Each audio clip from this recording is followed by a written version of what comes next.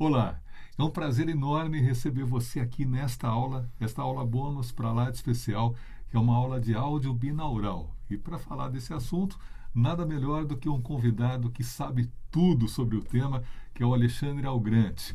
Ele é engenheiro elétrico, tem formação em marketing e também em finanças e já foi diretor de marketing e vendas de marcas como Audio-Técnica, Bayer Dynamic e Sennheiser. É um prazer enorme te receber aqui, Alexandre. Tudo prazer bem? É meu, Lawrence.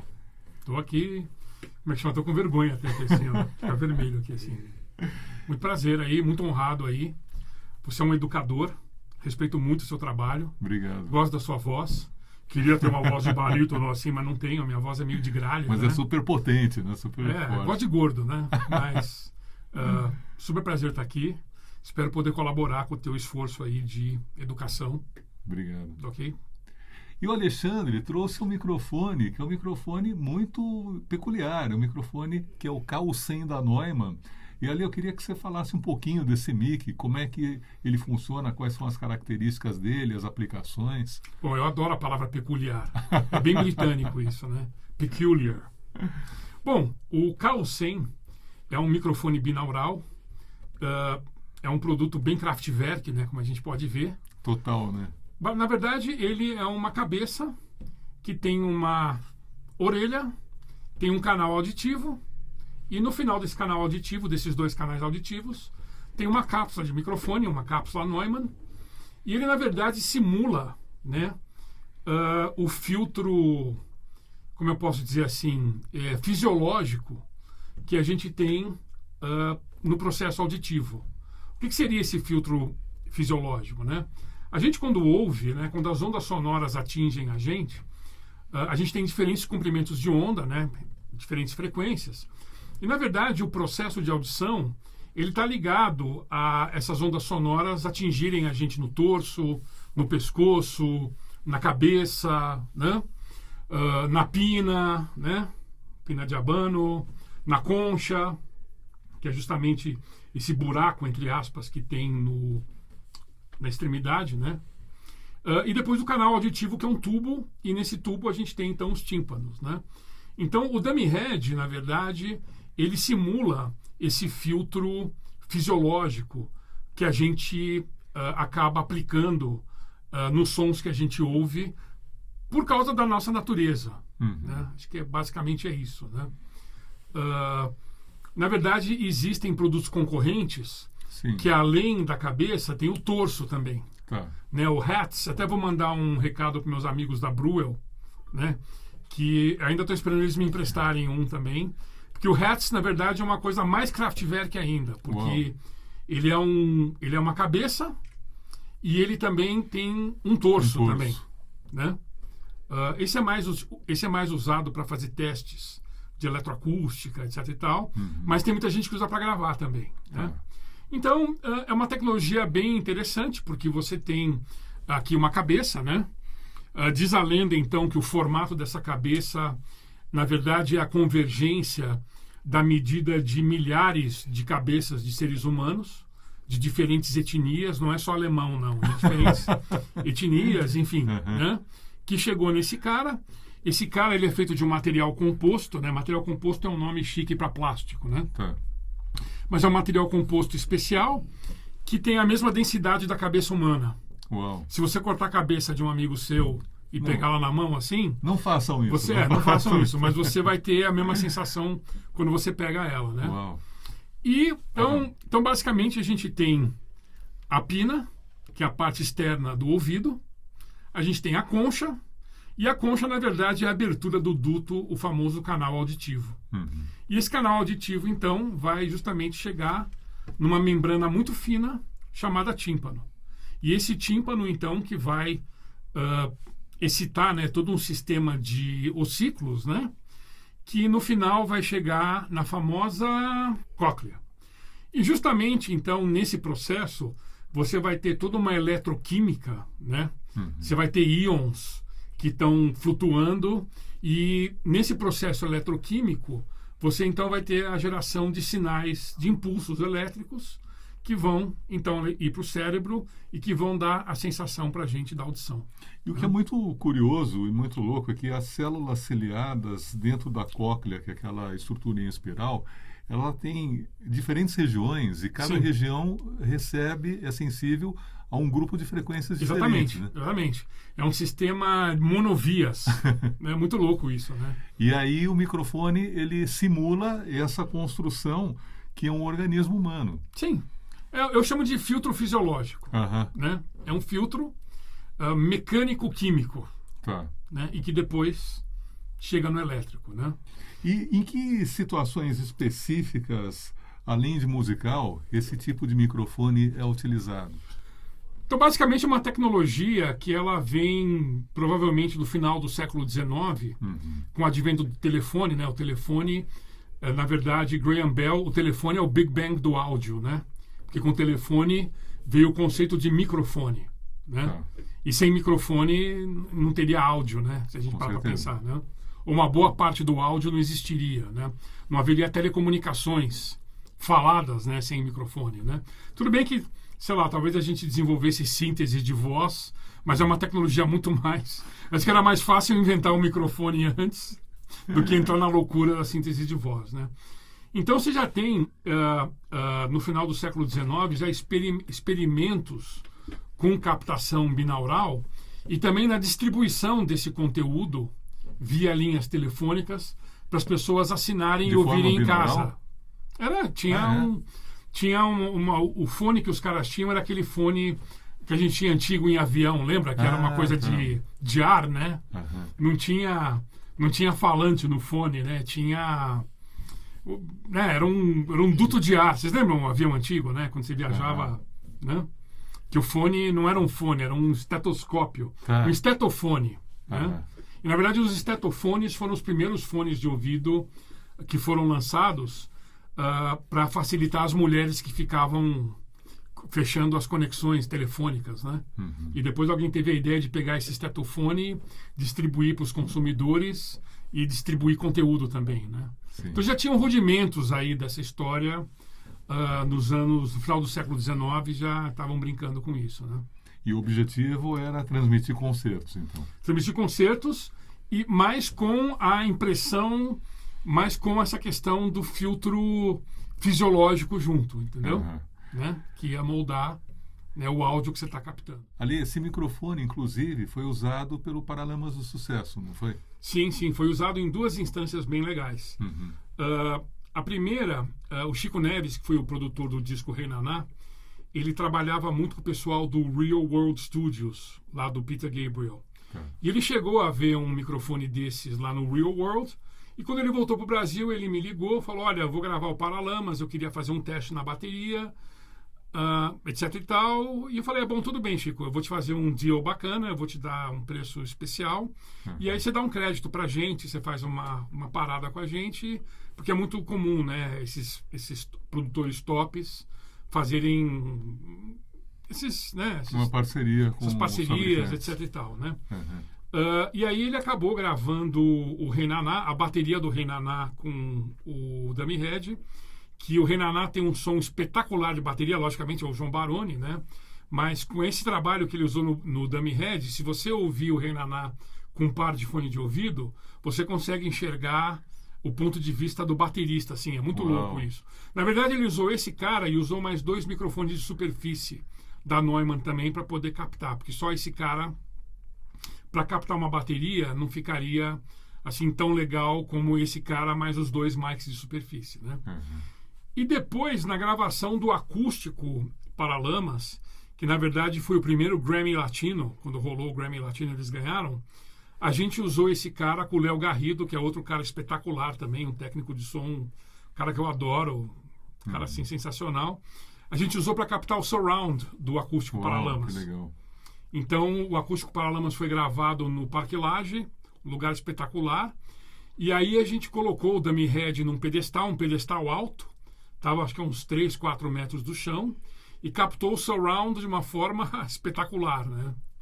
Tanto que o disco saiu, depois o DVD saiu, e na Alemanha ele ganhou um prêmio tinha uma revista, aquelas revistas de audiófilo alemão, Uhum. maluco assim, eles... como chama? Deram um prêmio, falaram que ia gravar. E ficou espetacular, né? Quem tiver a oportunidade, né, de tanto ouvir o Rei Naná quanto o acústico Paralamas, vai ver que tem que nem um amigo meu fala, o Luiz Cisne, fala, tem um plus a mais, né? Né? Então, ele é muito usado para fazer essas loucuras, assim, psicoacústicas, né? Uhum. É muito usado para captação de ambiência. Olha, Então, para quem legal. faz som para cinema, Tá. você vai no meio do mato, som de, como chama, de selva, Uhum. né, o leãozinho atrás rugindo, né? Então é usado muito para fazer ambiências. Uma vez na Embraer eu levei um desse para fazer um teste dentro de um Tucano, Uau. porque o Tucano era um avião, eu imagino que deve ser um barulho grande, porque o motor do avião está praticamente na frente, é um motor turbo-hélice, né? Então a gente chegou a fazer uma brincadeira uma vez, então colocamos esse cara dentro de um Tucano de duas posições e o pessoal chegou a fazer umas medições de ruído, né, para ver o negócio. Então você tem aplicações desde entretenimento até aplicações industriais, assim. Né? Para fazer ficção é incrível, né? Para você fazer, por exemplo, audioficções, podcasts, é sensacional, né? Tinha uma produtora alemã que estava fazendo radionovelas, coisa bem de alemão, para Lufthansa, Tá. utilizando esse cara. E na Então, Alemanha umas radionovelas... eles têm uns produtos que eles chamam de audioficções, que funcionam como se fosse uma radionovela, só que o suporte principal não é a voz necessariamente. Tá. Então eles trabalham a sonoridade da história e a voz é um dos elementos dessa história que é contada Sim. somente por áudio. Sim. Que é muito Uma vez eu legal. fiz uma brincadeira, que eu não sei onde está esse áudio, mas uma vez eu fiz uma brincadeira que era o seguinte, eu peguei dois amigos que eram um casal, Tá. e era uma briga de casal. Uau. Então, quebrando prato, bem politicamente incorreto a coisa, mas quebrando prato, fazendo barulho, ficou bem legal assim, entendeu? Porque eu ficava quebrando os pratos, jogando as coisas no chão, quebrando vidro. Ai, quebrando entendeu? de verdade mesmo. Quebrando de verdade, né? Porque, inclusive, até os vizinhos pensavam que estava rolando um BO lá na minha casa que você conheceu, né? Mas não era, não. Aí os caras chegaram lá tudo no chão, tudo zoado. Então você pode usar, de novo, para aplicações tanto de entretenimento como aplicações industriais também. Tem a mesma coisa. Na verdade, para aplicação industrial, não é feito para isso. O produto da Breuel, né, o Hertz, é muito mais... Porque o da Breuel tem vários filtros diferentes, né? Então ele tem a versão para gravação de música, mas tem a versão também para controle de ruído industrial, entendeu? Você não precisa de usar o produto Hi-Fi para fazer a medição industrial de ruído, né? Mas esse cara funciona bem.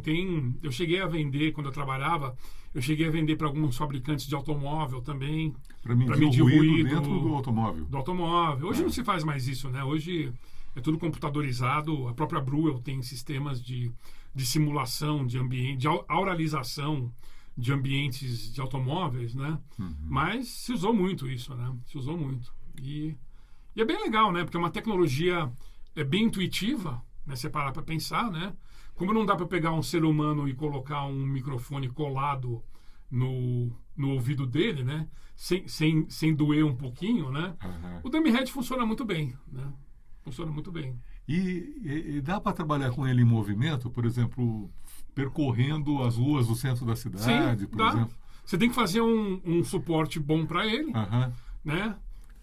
Você pode colocar numa bicicleta. E a questão do puff? Não, eu não trouxe, mas ele tem um anti-puff que é um fone de ouvido de espuma.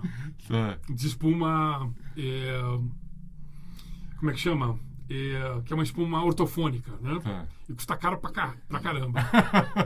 Custa bem caro. Custa $200 um fone da Neumann de espuma. Então você consegue colocar um anti-puff nele assim, né?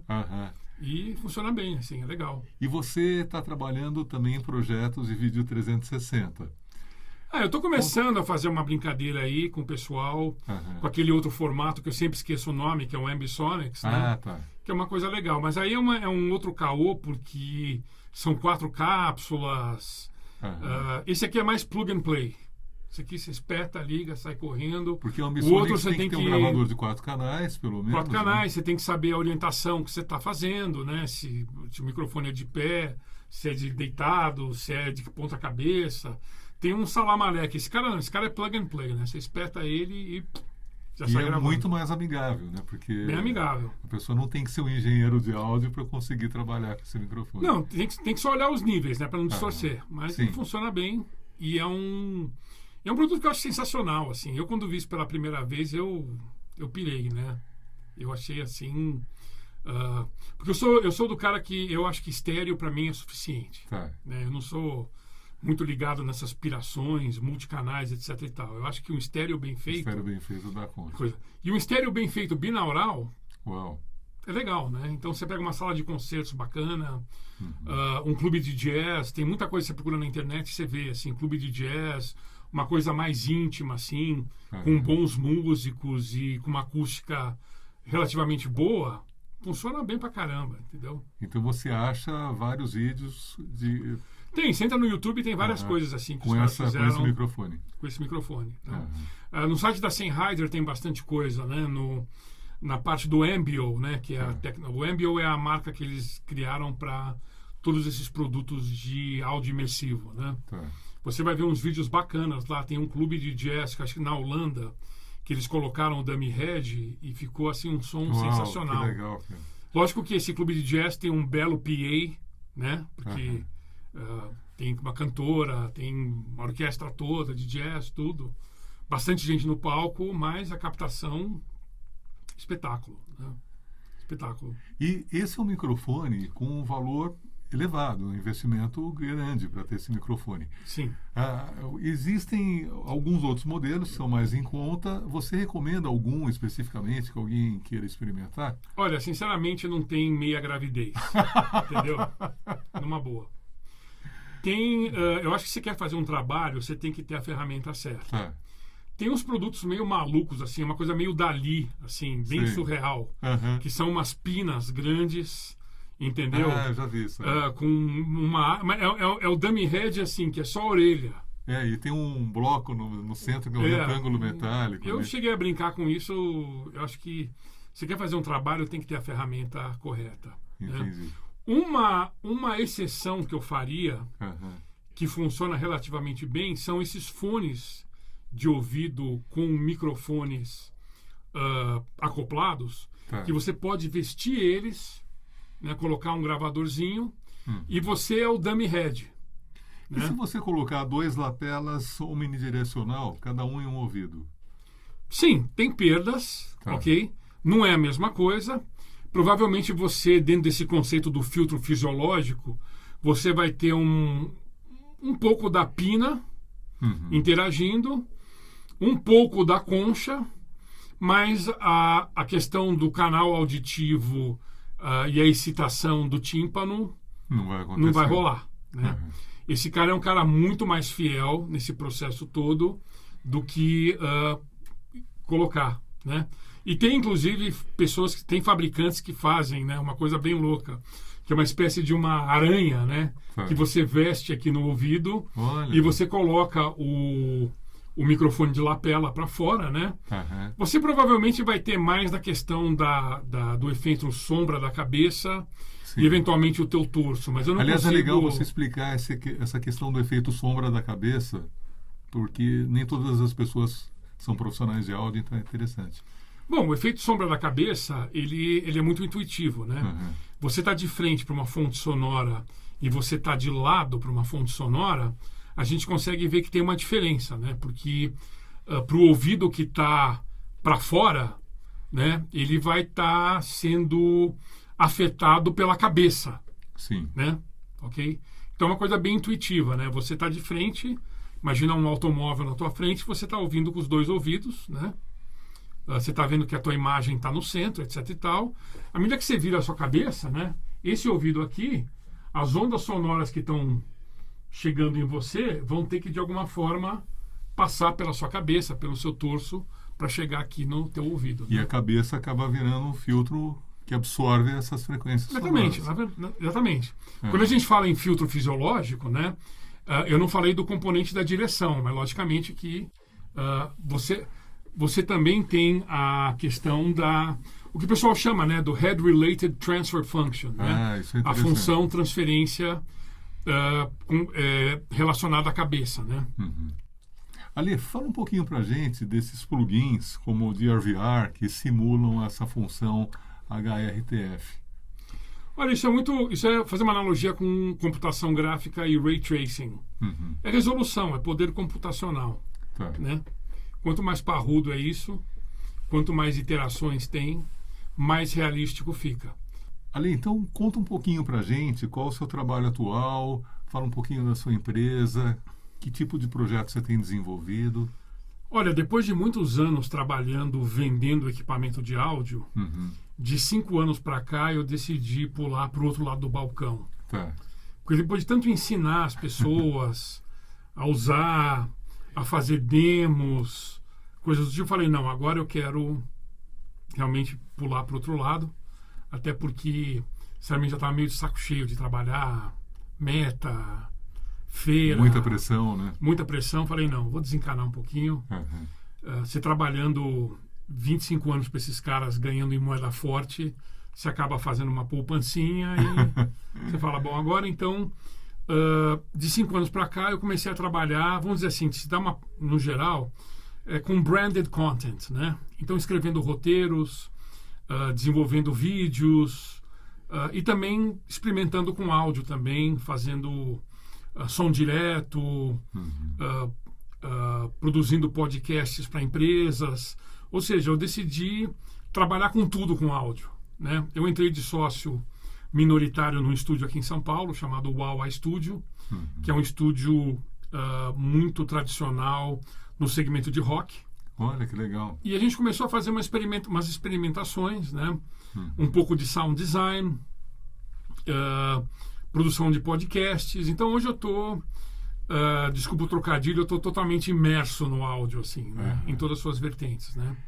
Aproveitei que nos últimos 20 anos acumulei uma quantidade grande de equipamento, porque você trabalha na indústria, você compra produto, né, do importador, você compra produto com um pouco de defeito, bistock. Então você acumula assim uma quantidade gigante de equipamento sem ter pago preço full, né? Tá. Espero que meus ex-colegas da indústria não estejam bravos comigo, mas enfim. Então, nos últimos 5 anos eu tenho trabalhado totalmente imerso no áudio, fazendo de tudo, né? Produção, trabalho com captação, produção, algumas brincadeiras com dummy head. A gente pegou alguns artistas no estúdio e fizemos umas experimentações. Então é áudio para toda obra. Todo tipo de aplicação. Que legal. Porque se trabalha, né, 25 anos na indústria, principalmente com a parte de microfones, você já praticamente vê de tudo, né? As aplicações, né?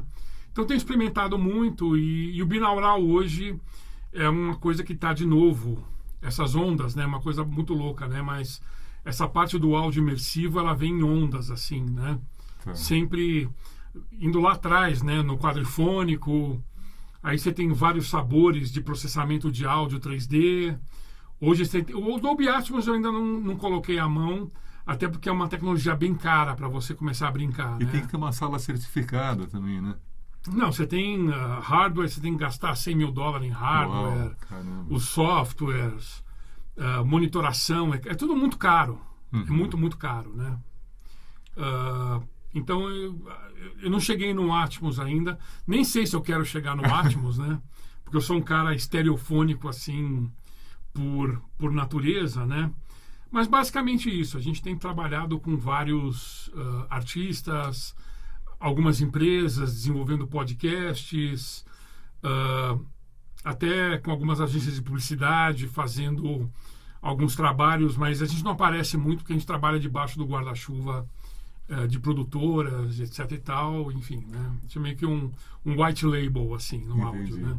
E para quem quiser te contatar, conversar com você sobre projetos, quais são os seus canais? Posso deixar meu telefone? Claro. Tá bom, 5511 551-99942-6446. Repita. 5511-99942-6446. E, Aqui, ó, você vai colocar uma legenda aqui, ó, liga aqui, assim. e site... Site é o www.blackandroll.com. Ok? Perfeito. blackandroll.com. Inclusive, Black and Roll é o nome de um podcast que eu tenho no Spotify sobre música negra, que é a grande paixão da minha vida, né? Maravilha. E Ale, super obrigado, adorei receber você aqui, sensacional. Estava louco para conhecer esse microfone. Faz muito tempo que eu tenho vontade de experimentar esse microfone. Eu tenho tanta vontade que já a gente vai começar uma série de experimentos e brincadeiras testando a oralidade da captação binaural. sim, sim. Olha, para mim, de novo, é um privilégio aqui estar com você. Muito obrigado por abrir esse espaço. Eu acho o seu trabalho educacional fantástico. Okay? Obrigado. Conta comigo para qualquer coisa que você queira produzir, assim, entendeu? Para mim é uma honra, um privilégio estar aqui com você. Sensacional, cara. Sou seu fã. Meu, brigadão, cara. Valeu. Valeu.